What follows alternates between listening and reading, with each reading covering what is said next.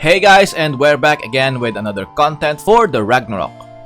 And in this video, I'll guide you through the steps to increase your combat power. Before we get started, if you are new to the channel, be sure to subscribe. I create guides for MMORPGs that I enjoyed playing, like this game.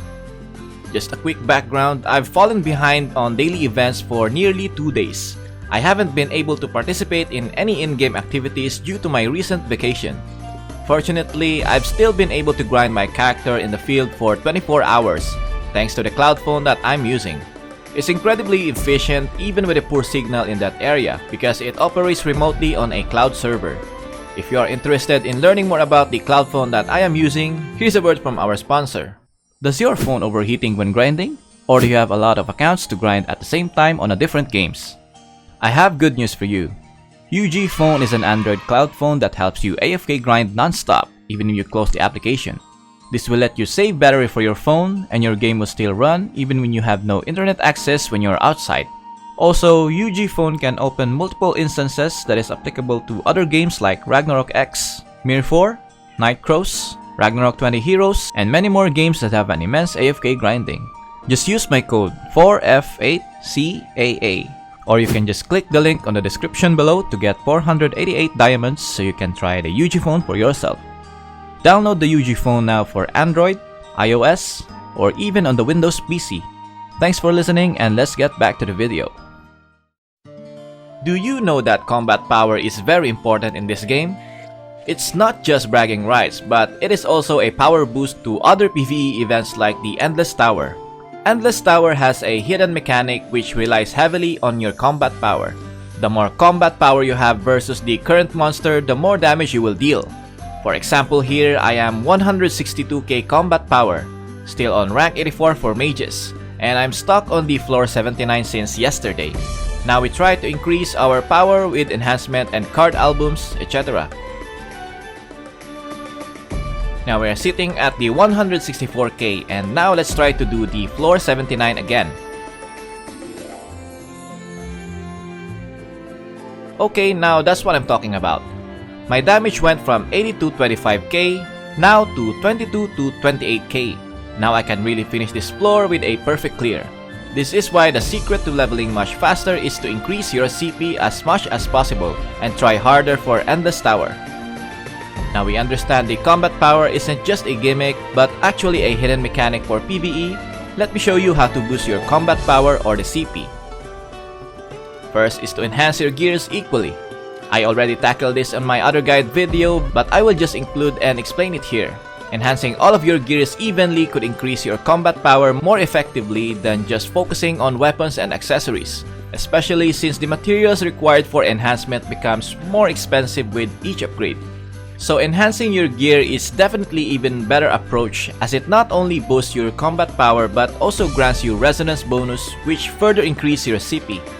Enhancing gear requires Fracon and you can get this through grinding on field monsters and dismantling your white to purple gears. You can also buy this through Zenny Shop, Friend Shop, and Guild Shop.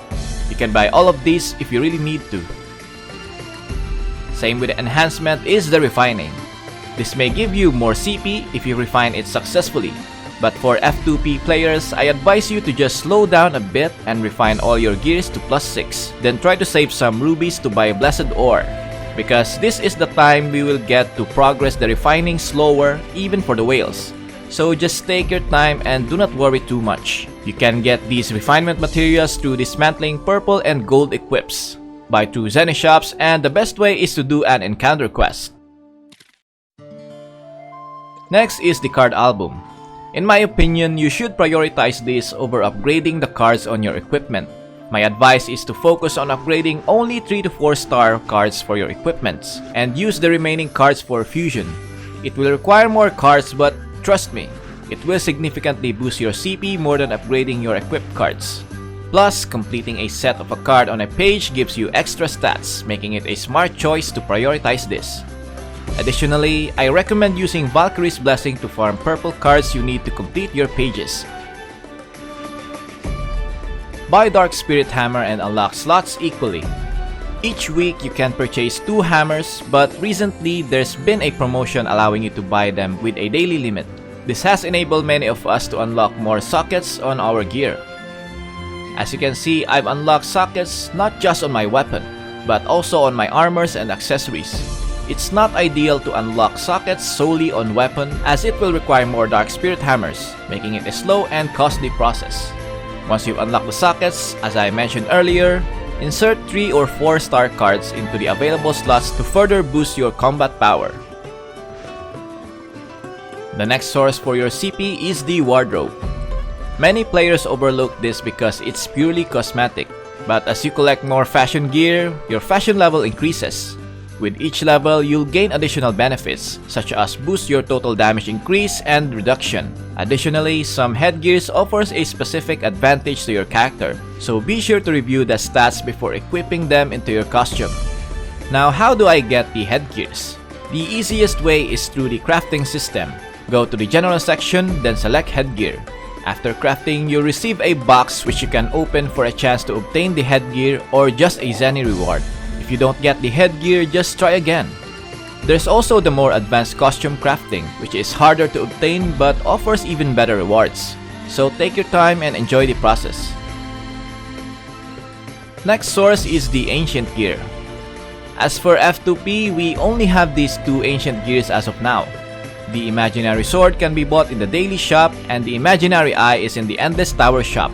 The easiest way to promote these ancient gears is to buy them daily and then dismantle to get the upgrading materials. Additionally, completing the daily and weekly event will give you more Enigma shards, which is essential for crafting the imaginary sword. So make sure not to miss all of this. Another important source of our combat power, possibly most significant one, is upgrading your gear to match your current level. Many players may forget to update their equipment after reaching level 60, but that's when a new set of gear becomes available. Upgrading at this stage will greatly increase your combat power, plus you can now add up to 3 affixes to your gear. Speaking of affixes, don't hesitate to sacrifice unusable gear to add affixes to your current equipment. Aim for the blue or purple affixes even if the stats aren't what you want. Don't worry, these affixes can be changed later in the game. For now, focus on inserting them to boost your combat power. Next, let's talk about the Guild Valhalla. I actually missed this feature myself, so I'm very grateful for my viewers for bringing it to my attention.